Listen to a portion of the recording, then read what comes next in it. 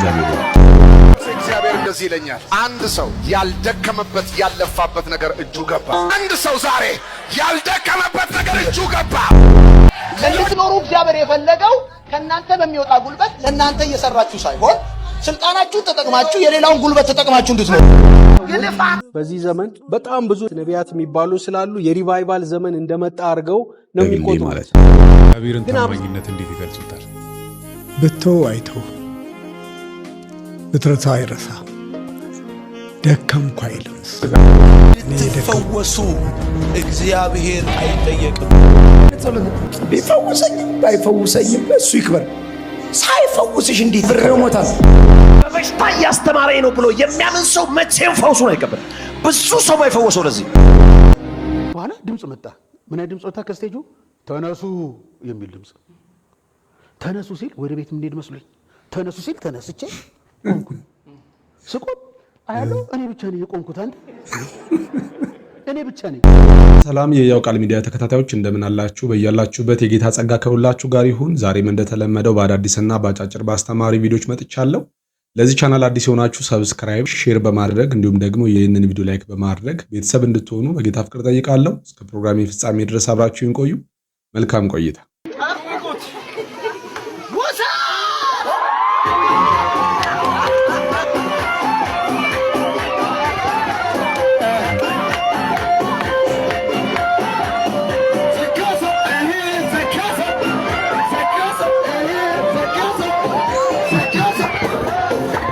ይሄን የሚያደርገው ጌታ በኢየሱስ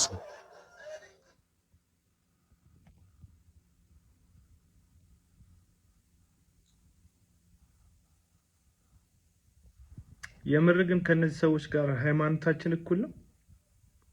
እንዴት እንደሚቀነጣጠስ አያችሁት? እግዚአብሔር መንፈስ ቅዱስን የሚያክል አምላክ በሱ ሹል ጫማ በኩል የሚያልፍ ይመስል እንዴት እንደሚያደርገው ተመለከታችሁ?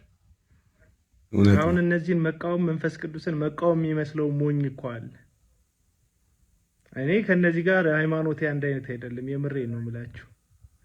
ምናልባት ካውንስሉ ጨፍልቆ አንድ ናችሁ ሊል ይችላል እንጂ እኔ ከነዚህ ሰዎች ጋር እምነቴም ልምምዴም አንድ አይነት አይደለም።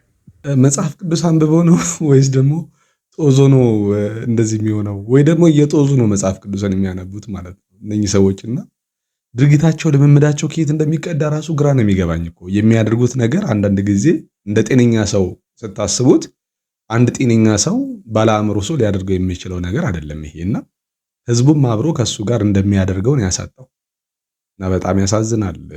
ምን አይነት ዘመን ላይ እንደደረስን እንግዲህ እግዚአብሔር ይወቅ። መንፈሴ እግዚአብሔር እንደዚህ ይለኛል፣ አንድ ሰው ያልደከመበት ያለፋበት ነገር እጁ ገባ። አንድ ሰው ዛሬ ያልደከመበት ነገር እጁ ገባ። ሌሎች የደከሙበት ነገር እጁ ገባ። ሌሎች ያሉት ነገር እጁ ገባ። ሌሎች የሰሩት ነገር እጁ ገባ። ሌሎች የገዙት ነገር እጁ ገባ። ቃል ብቻ ነው። የኔን ጉልበት ተጠቅሞ ወንበሩ አይመጣም፣ የሱን ጉልበት እንጂ። እንድትኖሩ እግዚአብሔር የፈለገው ከናንተ በሚወጣ ጉልበት ለናንተ እየሰራችሁ ሳይሆን ስልጣናችሁን ተጠቅማችሁ የሌላውን ጉልበት ተጠቅማችሁ እንድትኖሩ። ብልጽግና የልፋት ውጤት እንዳልሆነ ማመን አለ። ብልጽግና የምትመጣው በልፋት አይደል። እንደሰማችሁት ነው። ኩልል ያለ የአጋንንት ትምህርት ነው ይህ ትምህርት። እሺ እንግዲህ ይህንን ቪዲዮ እንደሰማችሁት ነው። በነገራችን ላይ ይህንን ትምህርት ራሳቸው ተግባራዊ ያደረጉት ነው። ላሳያችሁ። እነኛ አገልጋዮች አሁን ያለፋበትን ያልደከምክበትን ነገር እግዚአብሔር ሲሰጣየው አለ የመጀመሪያው። ሁለተኛው ደግሞ ዮናታን ምን አለ? ሌሎች ይደክማሉ፣ በሌሎች ድካም አንተ ትኖራለህ እያለ ነው። በሶስተኛ ደረጃም ብልጽግና በላብ በወዝ በድካም የምታመጣው ነገር አይደለም ብሎ ሲናገር ሰምታችኋል። ይሄ ነገር እየሰራ ያለው ለአገልጋዮች ብቻ ነው። ለነሱ እየሰራላቸው ነው፣ ተግባራዊ ያደረጉት ነው። ምክንያቱም እነሱ አይደክሙም፣ አይዘሩም፣ አይለፉም፣ ምንም ነገር የሚያደርጉት ነገር የለም። ህዝቡ ግን እየደከመ እየሰራ በተለያየ መንገድ በተለያየ ድካም ውስጥ አልፎ የሚያመጣውን ገንዘብ ምን ያደርጉታል? ይበዘብዙታል ማለት ነው። በተለያየ መንገድ እግዚአብሔር እንዲላል እግዚአብሔር እንዲልሻል በማለት ከኪስ ወይም ደግሞ ካስቀመጥከው ካዝና ውስጥ አውጥተው ወደ እነሱ ገንዘብን እንድታስተላልፍ ያደርጉሃል። እነሱ አንተ በለፋበት አንተ በደከምክበት እነሱ ባለጠጎች እየሆኑ ነው። ለነሱ እየሰራላቸው ነው። ነገር ግን ይሄ የሚያስተምሩት ትምህርት የማይሰራለት ወይም ደግሞ በተግባር ሲሰራ የማናየው ምዕመኑ ላይ ነው። ትምህርታቸው እነሱን ያበለጽጋቸዋል፣ እነሱን ሀብታም ያደርጋቸዋል። የፈለጉትን አማርጠው እንዲበሉ፣ አማርጠው እንዲለብሱ፣ አማርጠው መኪና እንዲነዱ፣ ቤት 2 3 4 እንዲኖራቸው አድርጓቸዋል። አገልግሎታቸው ማለት ነው። ማለት አገልግሎት አልለውም፣ ንግድ ነው፣ ቢዝነስ ነው። ነገር ግን በተለያየ መንገድ እናንተ ትደክማላችሁ፣ በእናንተ ድካም በእናንተ ላብና ወዝ እነሱ ይኖራሉ ማለት ነው። ከዚህ በፊትም አይታችኋል። ገንዘባችሁን ወደ እኔ ታመጣላችሁ፣ እኔ ካህን ነኝ፣ እኔ ደግሞ ወደ እግዚአብሔር አሳርግላችኋለሁ ብሎ አሽሙር በሚመስል መንገድ ፌዝ በሚመስል መንገድ መልእክቱን ሲያስተላልፍ ነበር ሄኖክም ማለት ነውና ይሄ የማያደርጉትን አይደለም የሚያወሩላችሁ። ነገር ግን ለነሱ የሚሰራ እንጂ ለእናንተ የሚሰራ አይደለም። ይሄ የፌዝ ሙቭመንት እንቅስቃሴ ወይም ወርድ ኦፍ ፌዝ የሚባለው የሚሰራው ለነሱ ነው። አብዛኛውን ጊዜ ስታዩ የሚያበለጽጋቸው አገልጋዮቹን ነው እንጂ ምዕመኑን ሲያበለጽግ አታዩም። ምዕመኑ በጣም ድሃ ሆኖ ተጎሳቅሎ ነው የሚኖረው። የቤት ክራይ ጉዳይ እንኳን ያልተፈታለት ነው ምዕመኑ ማለት ነው። እነሱ ግን እንደምታዩት ተንሳፈው ነው የሚኖሩት እና በጣም የሚያሳዝን ነው። ትምህርታቸው ራሳቸውን ለማበልጸግ አስበው ያዘጋጁት ትምህርት እንጂ ለምዕመኑ ታስቦ የሚሰበክ ትምህርት አይደለም። አንዳንድ ሰዎች በዚህ ዘመን በጣም ብዙ ነቢያት የሚባሉ ስላሉ የሪቫይቫል ዘመን እንደመጣ አድርገው ነው የሚቆጥሩት። ግን አብዛኛው እንዴት የሚያስደነግጥ ነገር ነው በቴሌቪዥን ስክሪን የሚታየው ነብይ ተብለው የሚመጡ ሰዎች የሚናገሩት። ፈጽሞ መጽሐፍ ቅዱስም በሰውም ሕሊና እንኳን ለመቀበል የሚከብድ አሜን እያለ ሰው እንደዚህ እያለ የሚቀበለው ነገር ምን አይነት ህዝብ ነው ያለው ጉባኤ ውስጥ እነሱ ጋር የሚሄደው ምን አይነት ህዝብ ነው ብለን እስክንጠይቅ ድረስ የሚያደርግ ነገር ነው እየተናገሩ ያሉት። ስለ ኃጢአት፣ ስለ ክርስቶስ መስቀል፣ በእግዚአብሔር ስላለው ጽድቅ አይደለም የሚናገሩት፣ ስለ ገንዘብ ነው የሚናገሩት። ሌላው መጠየቅ ያለብን ጥያቄ እንዲህ ነቢያት ከበዙ በኋላ ቤተ ክርስቲያን ተከበረች ወይ? ቤተ ክርስቲያን በጽድቅ ታወቀች ወይ? ቤተ ክርስቲያን ተከበረች ወይ? መቀለጃን እንዲሆን ነው። በቲክቶኩ በምኑ ዋና ጆክ የሚሰራው በማን ነው? እነዚህ ነቢያቶች በሚሉት በሚሰሩት አይደል እንዴ? ምንም ጠብ የሚል ወደ ክርስቶስ የሚያቀርብ ህይወት የሚሰጥ ነገር ሳይናገሩ የሚሄዱ ህዝቡን ግን የሚዘርፉ ሰዎች የበዙበት ዘመን ላይ ነው ያለነው። በመንፈስ ቅዱስም ነው ሁሉ አመጽ የሚሰራው እግዚአብሔር ተናገረኝ በሚል ነው። ሰውን ሌባ ሆኖ ሰርቆ ያመጣውን ብር ቢሰጥ እኮ አንተ ለምን አመጣ አይለውም። የትም አርጎ ያምጣ ብቻ ገንዘቡን መቀበል ነው። በጽድቅ እንዲሰራ አይበረታታም። ስራ እንዲሰራ አይበረታታም። ወጣቱ የእግዚአብሔርን በረከት ቁጭ ብሎ በዚህ እቺ ግንቦት አይደለች ይላል ይመጣና ይሄ ወር ሳያልቅ አስገራሚ አካውንታችሁ ውስጥ ብር ይገባል ይላል። ከየት መቶ ነው የሚገባው? ቁጭ ብሎ ሰው ሳይሰራ በቅዠት እንዲኖር በማድረግ እነሱ ገንዘባቸውን የሚሰበስቡ ሰዎች ናቸው። ስለዚህ እኔ እንደ ቃለ ሕይወት ብቻ ሳይሆን መላው ወንጌላዊ አማኝ የሚባለው ሁሉ እዚህ ላይ እነዚህን ዘምቶ ስርዓት ማስያዝ ካልተቻለ በስተቀር በጣም ብዙ ውንብድና እያደረሰ ያለ ነው። እውነት ነው። ስንመለከተው ያለውን ነገር ነው ወንድማችን እየተናገረ ያለው። በሚዲያም የምንመለከተው ነገር ነው አይደለ? እንግዲህ አብዛኛዎቹ ሰዎች የሚያስቡት እነኚህ ነቢያቶች ከመጡ በኋላ ነው ክርስትና የተስፋፋው፣ ብዙ ሰዎች ወደ ጌታ የመጡት፣ ወንጌላውያንም የበዙት፣ ብዙ ስራ የተሰራው እነኛ ነቢያቶች ከመጡ በኋላ ነው ብለው የሚያወሩ ሰዎች እኔም አጋጥሞኛል። ነገር ግን ፈጽሞ የተሳሳተ ነው። እውነት ነው። ብዙ ህዝብ በክሩሴዳቸው ላይ በሚሊዮን የሚቆጠር ህዝብ ተሰብስቦ የምናየው እነኚህ ነቢያቶች ክሩሴድ እያሉ በተለያየ ቦታ ፕሮግራም ሲያዘጋጁ ነው። ነገር ግን በዛ ስፍራ ላይ የምንመለከታቸው ምዕመናን ወይም ደግሞ ህዝቦች የእውነት በትክክለኛው የወንጌል እውነት ላይ የተመሰረቱ ናቸው ወይ? የእውነት ክርስቶስ ገብቷቸው ነው ወይ እዛ ጋ የተሰበሰቡት? ወይስ ስለ ገንዘብ ስለሚሰበክላቸው፣ ስለ ብልጽግና፣ ስለዚህ ስለ ምድራዊ ነገር ስለሚሰበክላቸው ያንን ናፍቀው ያንን ከማግኘት አንጻር የተሰበሰቡ ህዝቦች ናቸው? ወይስ ደግሞ የእውነት ኢየሱስ ስለ ኃጢአታቸው ሞቶ ስለ ጽድቃቸው ተነስቶ በእውነት በክርስቶስ የተደረገላቸው ነገር ገብቷቸው ጌታን ለማመስገን የተሰበሰበ ህዝብ ነው ያ ህዝብ? ምክንያቱም ይሄንን እንድትጠይቁ የሚያደርጋችሁ ነገር ምንድነው? በዛ ስፍራ ሲሄዱ ዘይት ለመግዛት አስበውበት ብር ይዘው ነው የሚሄዱት። ለምን? ያ ዘይት ብዙ ነገሮችን እንደሚሰራ አድርገው ስለሚያስቡ ማለት ነው እንጂ ጌታ ኢየሱስ ክርስቶስን እኔ እንጃ የሚያውቁትም አይመስለኝም። እና በእነኛ ሐሰተኛ ነቢያቶች የተሰበሰበው ማህበረሰብ ወይም ደግሞ ህዝብ ሐሰተኛ ህዝብ ነው። ገንዘብ ናፋቂ፣ ተድላ ናፋቂ፣ የዚህን ዓለም ነገር ናፋቂ ህዝብ ነው እንጂ የሰበሰቡት እውነተኛውን ወንጌል የገባው ወይም ደግሞ እውነተኛውን ወንጌል ሰብከውት አይደለም ወደ እውነት የመጣውና ምንም ሪቫይቫል አይደለም። እንዲያውም ወንድማችን እንዳለው ቸርች ስትሰደብ ቤተክርስቲያን ማላገጫ ስትሆን በብዙ ሰዎች ዘንድ ጴንጤነት ማለት በቃ እብደት ሆኖ እንዲታሰብ ራሱ አድርገዋል እነኚህ ሰዎች ማለት ነውና ቀልዶችን፣ ፌዞችን፣ አብዛኛው ነገር የሚያስቁ ነገሮች የሚሰሩት በጴንጤ እንቅስቃሴ በቸርች ውስጥ በሚደረጉ አንዳንድ ድርጊቶች ነው አይደል? ይሄ ደግሞ የሐሰተኛ ነቢያቶች ተግባር ነው ማለት ነው። ስለዚህ የቤተክርስቲያን ውድቀት እንጂ የሚታየኝ ምንም ቤተክርስቲያን በእነሱ ምክንያት ስትሰፋ ስትለመልም አላየውም እንደ ግሌ ማለት ነው። የእግዚአብሔርን ታማኝነት እንዴት ይገልጹታል? ብተው አይተው ብትረሳው አይረሳ ደከምኩ አይልም እሱ። እኔ የደከምኩባቸው በርካታ ጊዜያቶች አሉና እስካሁን እናትም አባትም ሆኖ እህትም ወንድምም ሆኖ እዚያ አድርሶኛል። እንክብካቤው አንድ ቀን አይቋረጥም።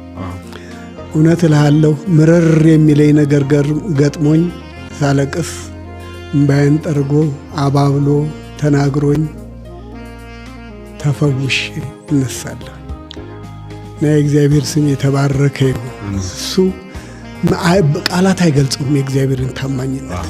እግዚአብሔር ታማኝ ነው።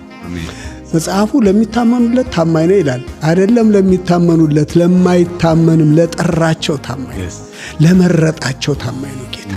እሱ ራሱን ተማምኖ ነው ሰውን ሲጠራ፣ ለጠራቸው ሁሉ ጊዜ ታማኝ ነው እና እኔ ጌታን አንድ ጥያቄ ጠየቅኩት። ልጅ ስወልድ ልጆች በጣም እወዳለሁ እና ልጆችን በጣም ስለምወድ አረ ልጅ ላትወልድ ትችላለህ ይሉኝ ነበር ሰዎች። ነገር ግን የመጀመሪያ ልጅ ስትወለድ እግዚአብሔር ፊት አንድ ጸሎት ጸለይኩ። እግዚአብሔር ሆይ እባክህ እንግዲህ ልጅ ከሰጠኸኝ አባባ ዳቦ ብላኝ ዳቦ ማጣ የምገዛበት ሳንቲም እንዳይቸግረኝ አደራ ጌታ ሆይ አደራ። አይደለም ዳቦ ሌላም ጥያቄ ጠይቀኝ፣ እስካሁን አልተቸገርኩም። የእግዚአብሔር ስም የተባረከ ይሁን። አሜን። ዋው በጣም ደስ የሚሉ አባት ናቸው። እግዚአብሔር ዘመናቸውን ይባርክ። አሁንም በቤቱ ያለምልማችሁ። እንደዚህ የእግዚአብሔርን በጎነትና መልካምነት እንደዚህ በጣፋጭ አንደበት የምትናገሩበትን ዘመን ያብዛሉት አባታችን። እንድትፈወሱ እግዚአብሔር አይጠየቅም። ፍቃድ ከሆነ አይባልም፣ ፍቅሩ ነው። እንደ አይነት ጸሎት ቢፈውሰኝም ባይፈውሰኝም እሱ ይክበር። ሳይፈውስሽ እንዴት ይከብራል? አሁን እንሊልልሽ ፈውሶሽ ነው እንጂ የሚከብረው። ጌታን አክብሬው ሞታለሁ። ጌታን አክብሬው በግሉኮስ አክብሬው ነው ሞተም ካፌ ክፉ ነገር አጣም አክብሬው ሞታለሁ። በበሽታ እያስተማረኝ ነው ብሎ የሚያምን ሰው መቼም ፈውሱን አይቀበልም። ብዙ ሰው ባይፈወሰው ለዚህ እየተፈተንኩ ነው የሚላል አንዳንድ ሰው በቃ ጨጓራውን እያቃጠለው እየተፈተንኩ ነው፣ እግዚአብሔር በዚህ እየፈተነኝ ነው፣ ቼክ እያደረገኝ ነው። ይሄ ያጋነንት ትምህርት ነው፣ እገለብጠዋለሁ። አዲስ ክርስቲያን ሲድን 20 ዓመት የኖረ ክርስቲያን በተመሳሳይ በሽታ ይኖራል። ያኛው ሐሳብ ይሰጣል። ነገር ሁሉ ለበጎ ነው የሚለው እንደ መሰለ አሁን ምኑ ነው ለበጎ? እየተቃጠልክ እያረርክ የሰው ፊት እያየ ምኑ ነው ለበጎ? ምኑ ነው ለበጎ? እግዚአብሔር እንድንፈወሰውን ዓላማው ምን እንድናደርግ ነው? በጤና እንድንኖር ነው።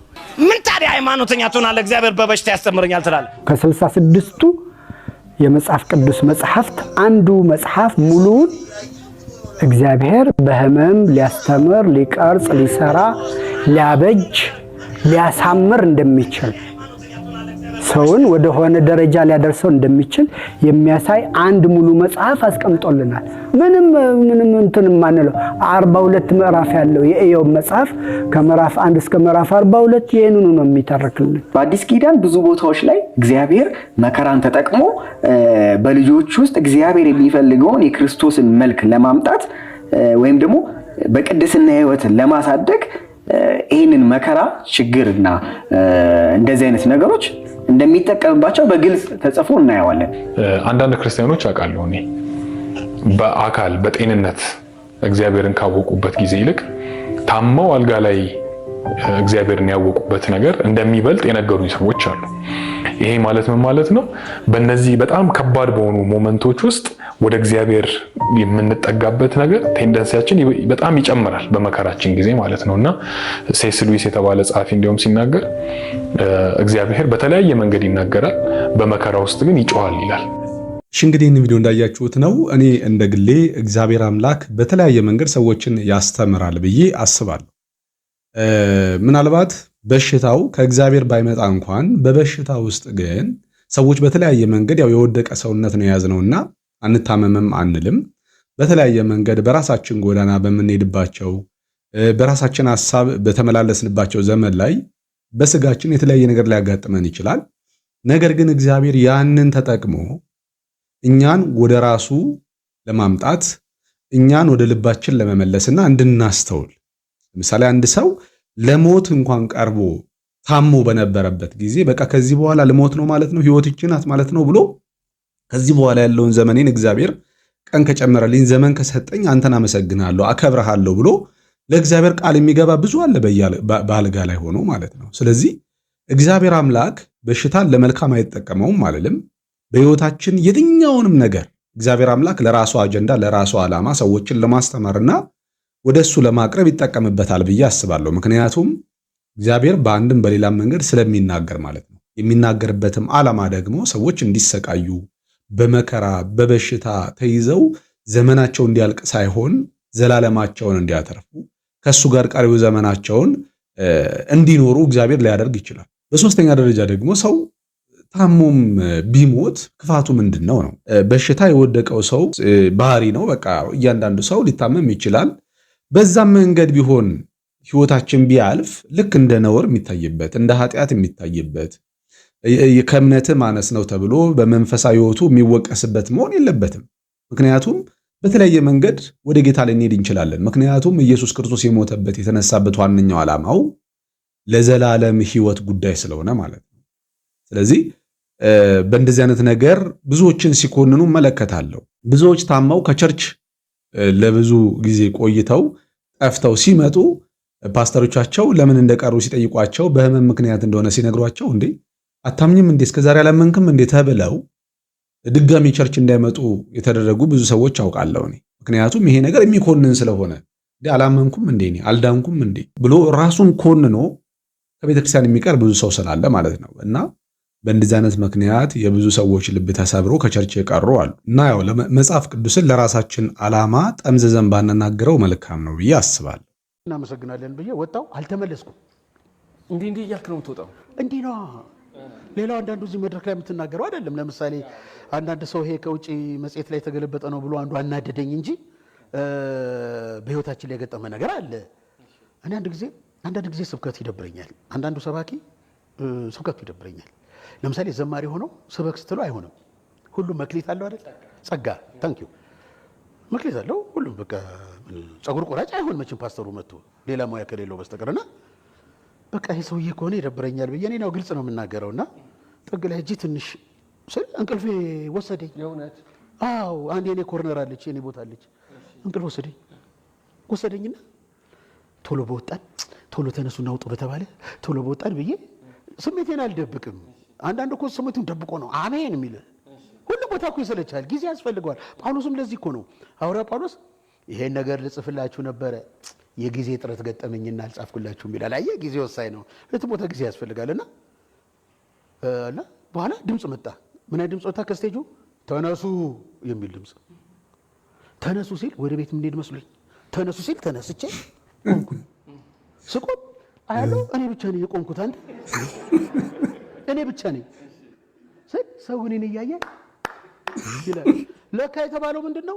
ለቸርቿ ማሰሪያ 100 ሺህ የምትሰጡ እንደ ወንድም ተስፋዬ ተነሱ ነው የተባለው። 100 ሺህ የምትሰጡ ተነሱ ነው ለካ። አንተ እኔ ተነሱ ብቻ ነው ውስጥ የገባው። ተነሱ ልንሄድ ነው ብዬ ከዛ በኋላ 100 ሺህ ነው የተባለው። ለካስ 100 ሺህ የምትሰጡ 100 ሺህ አልሰማሁትም። እና እኔ ለምን 100 ሺህ ላይ ስቅ እንዳደረገው አለቃ 100 ሺህ ተነሱ ብድግ አልኩ። ልንሄድ መስሎኝ ለካ 100 ሺህ እንደሱ ሌላችሁ የምትሰጡ ተነሱ። ተነስቼ ማላልኩም በፈገግታ ሰውን ሸኘሁት፣ ወጣው። አልተመለስኩም። ለምንድን ነው ያልተመለስኩት? ፓስተሩ 28 ጊዜ ደወለልኝ። ወንድም ተሽ ቃል የገባውን ነገር ምናምን 100,000 ብር ዋቄት ትምጣ በቃ ብሎ ካረኩ ተጨረስኩ። እንዴት ሆነህ ነው መባል አለበት። እንዴት ሆነህ ነው ምን ሆነህ ነው እሺ ያልከው ስንት ነገር አለ። በዚህ ጽፌዋለሁ እኮ እዚህ ጋር ደግሞ መሬት መንቀጥቀጥ ነበር። የዛን ዘመን አዲስ አበባ ውስጥ መሬት ይንቀጥቀጥ ነበር የተወሰነ ቦታ ላይ። እንደውም አንተ ምን አልከው? እንዴት በዚህ የመሬት መንቀጥቀጥ ጊዜ ቤተክርስቲያን ይሰራል? እንዴት ይሰራል? ለራሴ ነገርከው። አዳሜ ሳትሰሚ አሜን የምትይ ሰባኪው ምን እንዳለ ሳያውቁ አሜን የሚሉ ሰዎች መጨረሻቸው ይህ ነው እንግዲህ። እሺ እንግዲህ ያው ይሄንን ቪዲዮ ይዤላችሁ የመጣሁት እንዲሁ ዘና ፈታ እንድትሉ ነው። ለዛሬ ያዘጋጀሁላችሁ ቪዲዮ ይሄንን ይመስላል። በሌላ ቪዲዮ እስክንገናኝ ድረስ በያላችሁበት የጌታ ጸጋ ከሁላችሁ ጋር ይሁን። ሰላም